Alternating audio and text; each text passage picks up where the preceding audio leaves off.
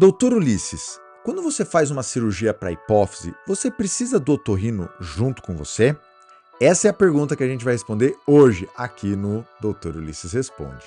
Então sejam muito bem-vindos a mais um Doutor Ulisses Responde, o local onde a gente seleciona as melhores perguntas que vocês enviam aqui no YouTube e também lá no Instagram. Então, quer ter a sua pergunta respondida? Quer a possibilidade de ter um vídeo mais longo, tirando a sua dúvida certinha? Não deixe de participar mandando seus comentários aqui no YouTube e também participando da nossa caixinha de perguntas do Instagram, que acontece todos os sábados, ok? Essa dúvida chegou até nós lá no Instagram e, na verdade, não é só no Instagram que ela aparece não, tá, gente? Ela aparece na vida real também. Sempre que nós temos algum paciente que precisa ser submetido a uma cirurgia para um tumor na hipófise, eles perguntam, doutor, o senhor vai operar por onde? Pelo nariz ou pela cabeça? E quando a gente diz que vai operar pelo nariz, eles perguntam, doutor, e você precisa do otorrino junto com você na cirurgia? E a resposta, gente, é que nem todos os neurocirurgiões precisam do otorrino quando vão fazer uma cirurgia para hipófise. Eu mesmo não uso o otorrino na grande maioria dos casos em que eu opero. Agora é lógico, nós temos outros cirurgiões que precisam sim da presença do otorrino para fazer a cirurgia. E agora você pode estar se perguntando, doutor, mas por que essa diferença? Por que alguns neurocirurgiões como você usam raramente o otorrino numa cirurgia para fazer a retirada de um tumor na hipófise, enquanto outros precisam do otorrino em 100% dos procedimentos? E calma, gente, que a resposta não é nada do outro mundo, é mais simples do que você imagina, mas é importante, antes de responder exatamente esse ponto, eu explicar para vocês um pouquinho sobre como é a história da cirurgia para tumores na hipófise. Se você nos acompanha aqui, se você segue a gente em alguma das redes sociais, a gente fala bastante sobre tumores de hipófise e você sabe que a hipófise fica mais próxima do nariz do que da cabeça. Apesar de ser uma estrutura do sistema nervoso, ela fica mais próxima da região nasal do que do próprio crânio. Por isso que a preferência, na grande maioria das exéreses para tumor de hipófise, é realizarmos pelo nariz. Então vamos falar um pouco sobre a história da evolução da cirurgia para os tumores na hipófise. Só para vocês terem uma ideia, gente, esse tipo de cirurgia ela é feita muito antes de eu pensar em ser neurocirurgião ou até mesmo antes de eu nascer. O pioneiro na cirurgia foi um rapaz, um neurocirurgião muito corajoso chamado Harvey Cushing.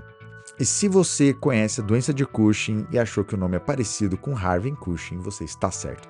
Ele que deu o nome à doença de Cushing. Mas voltando agora para um pouquinho sobre a história da cirurgia para os tumores de hipófise, inicialmente nós realizávamos essa cirurgia por uma via que nós chamávamos de sublabial. Como funciona a cirurgia? Nós fazíamos um corte aqui próximo à gengiva, entre a gengiva e o nariz do paciente, e nós conseguíamos ir até a região da hipófise sem mexer nas estruturas nasais diretamente. Nesse caso, não era necessário o uso de otorrino ou qualquer outro tipo de profissional junto do neurocirurgião, já que era um tipo de cirurgia muito comum naquela época dos neurocirurgiões aprenderem e realizarem. A ideia de fazer a cirurgia sublabial ela é muito semelhante à que a gente faz hoje, endonasal.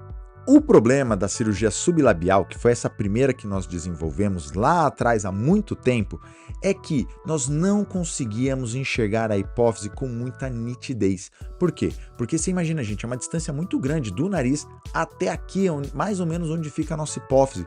Então, a luz e os aparelhos que nós tínhamos para ver essa região, eles não davam para nós a definição necessária para fazermos a cirurgia com 100% de segurança.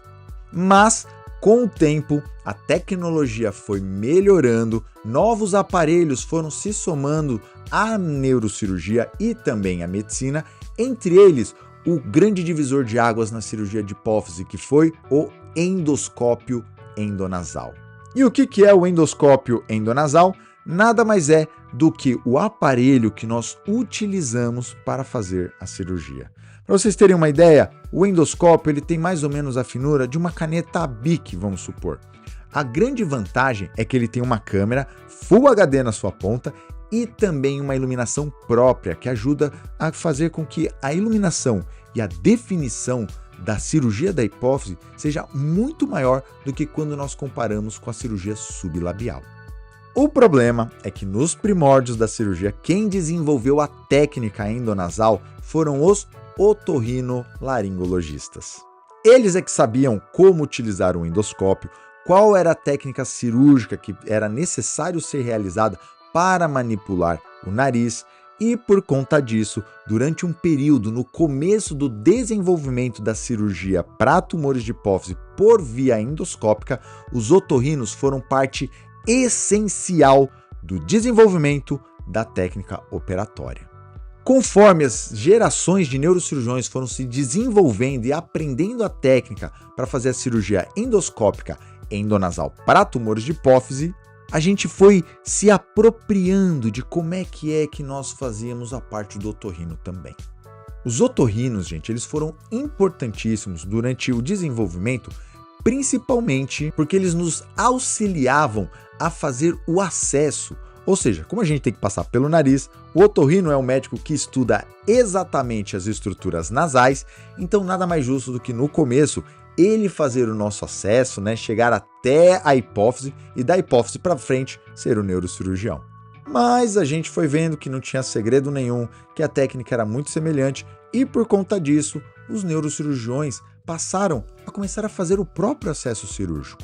Alguns cirurgiões mais antigos ainda preferem fazer o acesso cirúrgico junto com o otorrino, enquanto as gerações mais novas de neurocirurgiões preferem fazer o próprio acesso. Agora, por que é que os neurocirurgiões mais antigos preferem o otorrino e os mais novos preferem fazer o próprio acesso?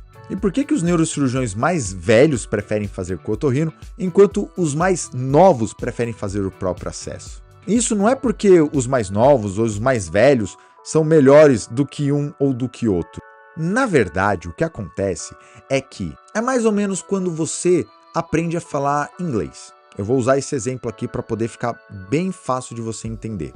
Imagina que uma criança que desde pequeno ela tem contato com a língua inglesa, por exemplo, se ela tem um pai que é um inglês, se ela tem alguém da família que viaja muito, se essa criança tem algum contato com a língua inglesa, é muito mais fácil dela aprender o inglês do que, por exemplo, um adolescente ou um adulto que só começa a ter o contato com a língua inglesa quando já está mais velho.